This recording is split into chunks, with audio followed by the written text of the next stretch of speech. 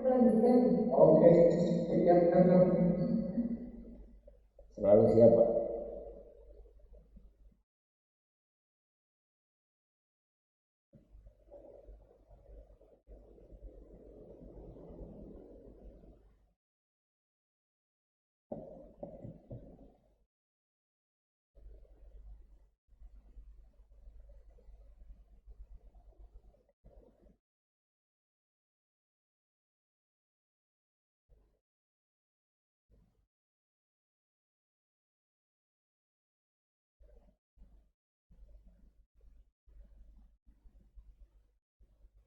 Oke, assalamualaikum warahmatullahi wabarakatuh. Kita jumpa lagi dalam akuntansi keuangan 1, melanjutkan pertemuan yang ke-15, yaitu aset tetap di Akurit Online.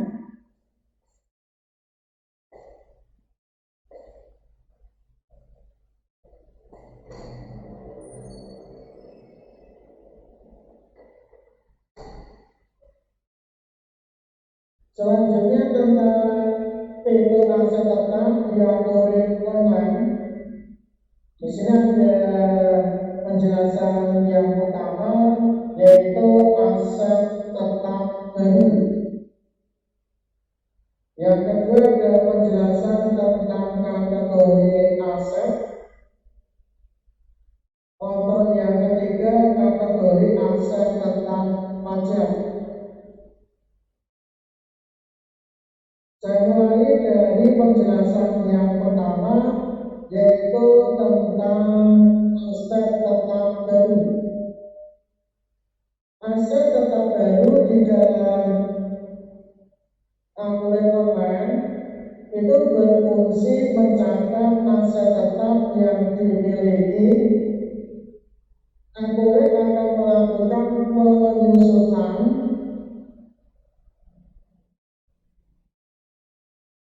secara otomatis melalui fitur proses akhir bulan yang ada di dalam menu perusahaan.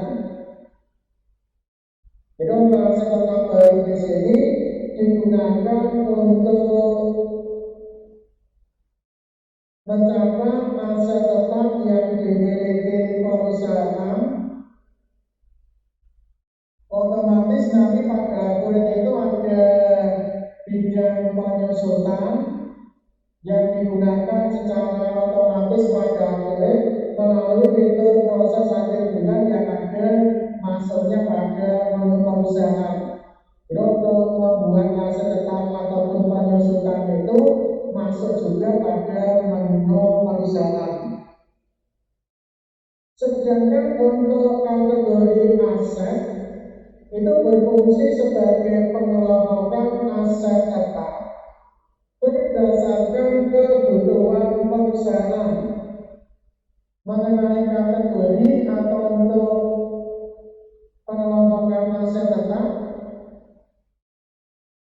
itu contohnya ada kategori kendaraan, ada kategori peralatan, ada kategori mesin, gedung, dan lain sebagainya.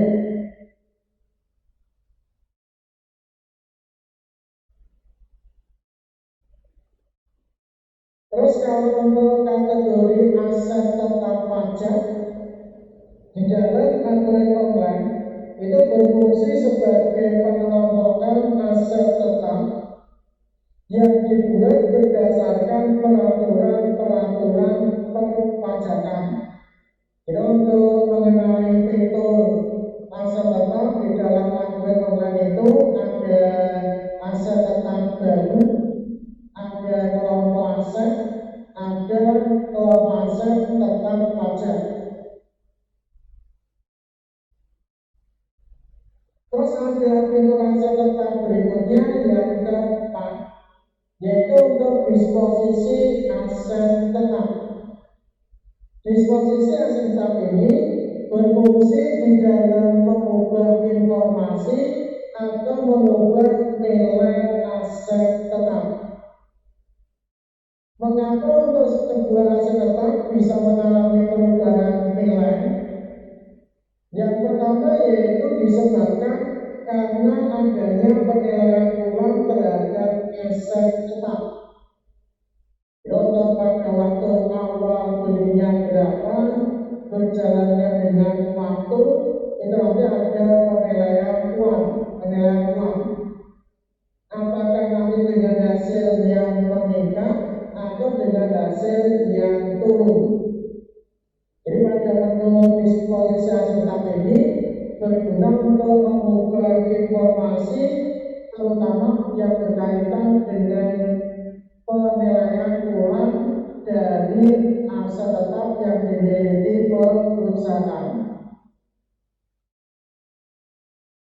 Terus ada pendataan untuk pindah aset.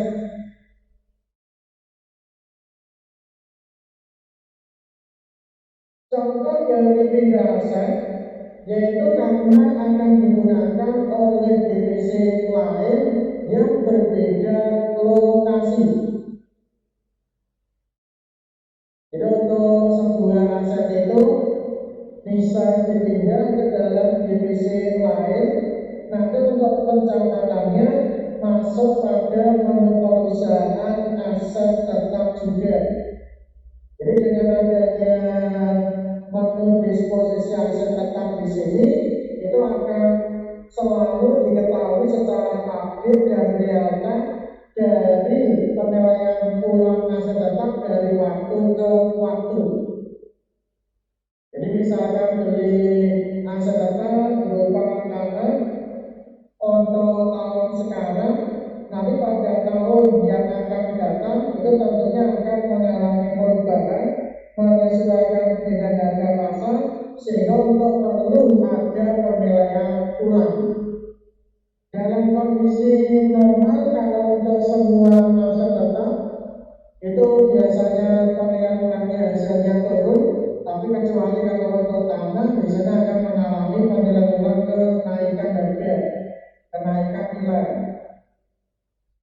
Terus untuk pindah aset, jadi supaya asetnya itu tetap terdata, nanti diketahui posisi terakhirnya asetnya berada di mana, itu untuk bisa ditangani pada akurat online.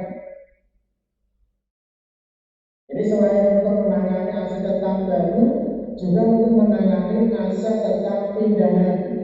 Baik nanti untuk yang diberikan ke divisi lain atau untuk ke lokasi yang lain. Terus disertai juga dengan pendataan dari aset tetap cabang. Jadi kalau tadi nomor 1 sampai yang nomor 5 itu untuk pendataan kaitannya dengan kantor pusat. Kalau yang nomor 6 ini untuk yang aset tetap cabang.